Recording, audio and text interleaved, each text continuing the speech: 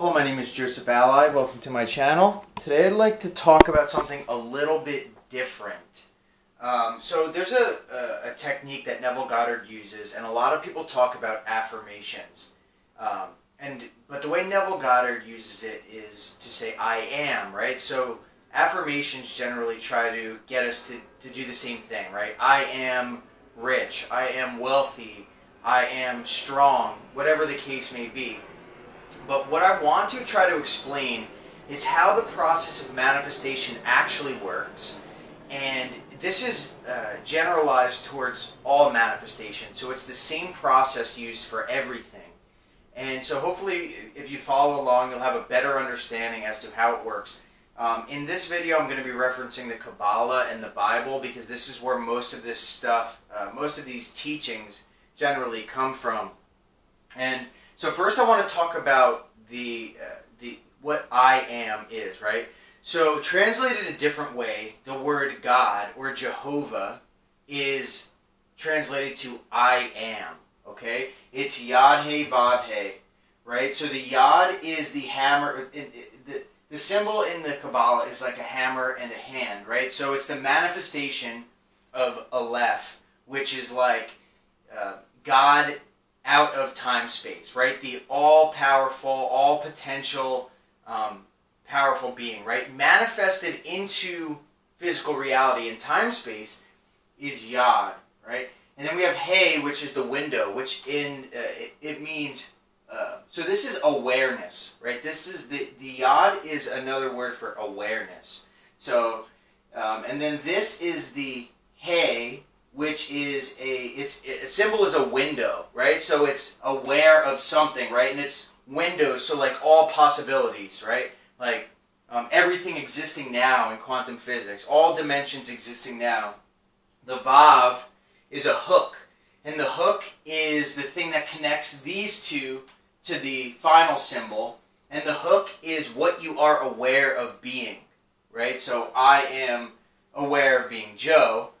And then these three together are manifested into the final window, which is the actual physical manifestation, which is the next window, which is kind of what you see, and that is the manifestation into reality. So it goes aware, aware of being, or being aware of being something, Joe, and then that whole thing being manifested into physical reality.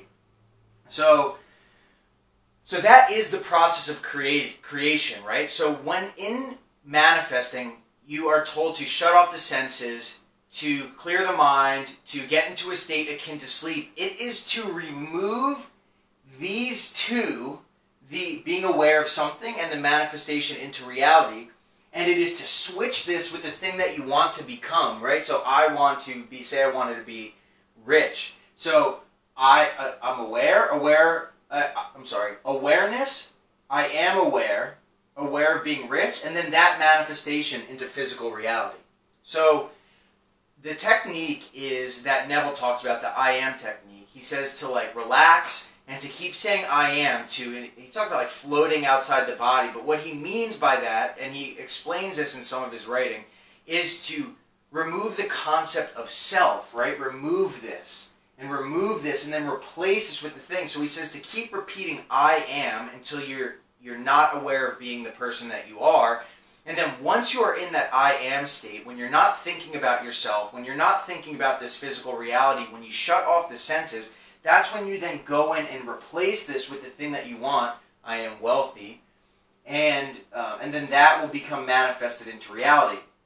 So the point is that anything that we are aware of being will be manifested into physical reality, okay? Anything that we are aware of being will be manifested into physical reality. Now, it's not I am Joe who's aware of being rich. No, it doesn't go like that, right? That's why we have to shut off the senses, because we have to remove the concept that we have of ourselves, or the assumption that we have of ourselves, and replace that I am Joe who lives in San Diego to I am Joe who lives in a mansion, right? Or I live in a mansion, right? So we're not, like, that's why we must shut off the senses to remove this, right? So you might see this.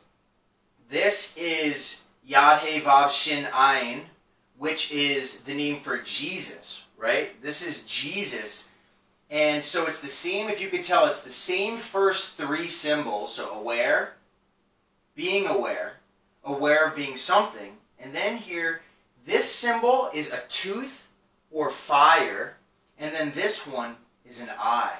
So basically what this is saying is being aware of being something. And then whatever we avert our attention from, right? So if I was aware of being Joe, and now I'm aware of being rich or something, the thing that I avert my attention from is consumed in the fire or the tooth, right? So that's what this symbol is. Whatever we avert our attention from will be consumed, and that's why it's very important to stop focusing on the desire. That's why it is very important to carry about your day and drop it, and be solely focused on the thing that you desire to be, but in the tense as if it's already happened.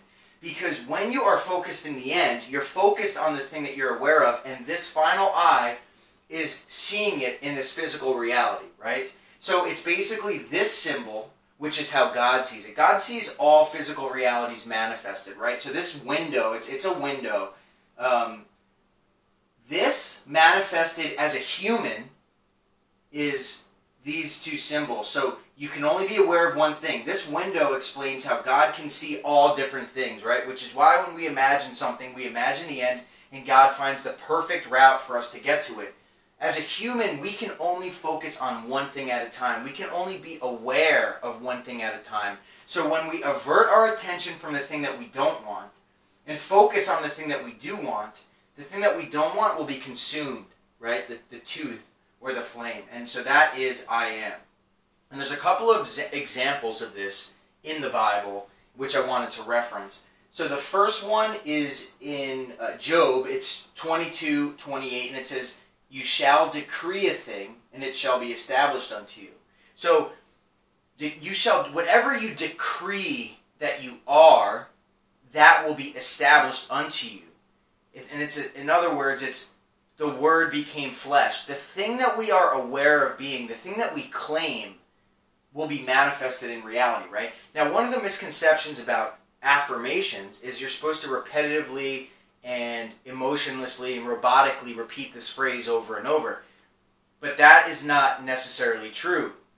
There's always some emotion and feeling attached to everything that you do, so it's possible that you may get slight effects. But in my experience, simply repeating a phrase over and over does almost nothing. Okay, I've had little results, but not anything like decreeing. So a decree is like truly and firmly claiming a thing. It's claiming a thing. So not just saying, I am rich, I am rich, I am rich, I am rich. No, no. It's, feeling that I am rich, I am wealthy. It's truly decreeing a thing. That is when it will come to pass. That's when the Word will become flesh. Another one that I wanted to point out, it is in Matthew chapter 16, verses 13, verses 20. And Jesus is talking and he says, "Who do people say the Son of Man is?" And that is basically talking about everyone in the world. Who do they say that I am, right? Who are they saying that I am? They could say a lot of things. They could say Joe's a YouTuber, Joe is a manifester, Joe, whatever it is, right? But then it goes to say, and he answers, he says, John the Baptist, Elijah, Jeremiah, or one of the prophets. But then Christ says, "But who do you say I am?" Right? So, just in case you didn't know, in the Bible, the Christ is actually talking about the innermost self, right? That is this inside man, right? So this manifested into flesh is this, and that's what we are, right? So this is who we are spiritually. So the I am is talking about this. It says, "Who do you say that I am?" And so what he's saying there is, yes, all these people say these things, but who do you say that I am? Meaning, who does Joe say that my innermost self is? Who do you, viewer, say that your innermost self is? And that is the thing that will come to pass. That is the thing that's come to pass. That's what this verse is saying. And another thing is, in Job chapter 3, verse 10, it says, "Let the weak man say, I am strong." Let the weak man say, I am strong. That's again decreeing to the innermost self that I am the thing that I desire to be. Now, it doesn't say, let the weak man say, I am not weak. It says, let the weak man say, I am strong. So it's got to be in the affirmative action, the positive manifested thing that you desire to be in the end, right? If we focus on I am not weak. So if I told you right now, don't think of a pink elephant. What are you thinking about? A pink elephant, right? When we put things in a negative context, it doesn't matter because that's the vision that we receive in our mind. So when we say to ourselves, instead of I am not weak, what do you think? I'm not weak. You think of a weak person. You say I am strong. I feel I am strong. That is the thing that will manifest. And then the final thing is, just to sum this all up, in Psalm 82 chapter 6, it says, I say you are gods, sons of the Most High. Again, basically what that is explaining exactly what all this is. This spirit is inside humanity, right? It says in the Bible in the beginning, it says, and the Word became flesh and dwelt among us. Well, that word among is incorrectly translated. If you look it up in Strong's Concordance, within us. The Word became flesh and dwelt within us, right? You are sons of the Most High.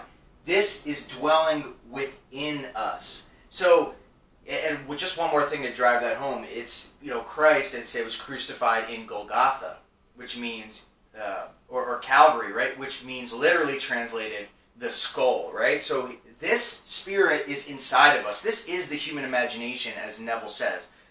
I was proven this. I received a promise when I was 21 years old, which means that God revealed Himself to me inside my human imagination, and ever since then I can never turn back, right? And the only thing that I could do through the years was prove that this is true. So anyway, this process of creation is applied for everything. Anything that you desire to have, you shut off the senses of where you currently are. You get into a state akin to sleep. Turn off logic, turn off who you are, and then bring the scene before your mind's eye in first person, the thing that you desire to receive. Why first person? Because you're explaining who you are. You're looking through your hands at yourself. I am this. And in a way that you never know, a bridge of incidents unfolds, right? If you imagine the end, a series of events will unfold and lead you to the end result. And that's just how this works. That's why this is all set up this way. That's why everything is telling you to shut off the senses. Imagine the end. Decree a thing. Say, I am. Because it's fulfilling the process of creation. Because we first are aware, then we're aware of being, then we're aware of being something, and then it manifests into reality. Right? So that goes with decreeing who you are, having inner conversations, imaginal acts. So anyway, I hope this was informative. I know this was a little bit different, but I thought I'd like to share it with you. I figure it could be helpful to understanding how manifestation actually works. If you like this, please scroll down, hit the bell icon, subscribe, go to the website sovereignmind.com, and for coaching, josephallai.com, and thank you very much.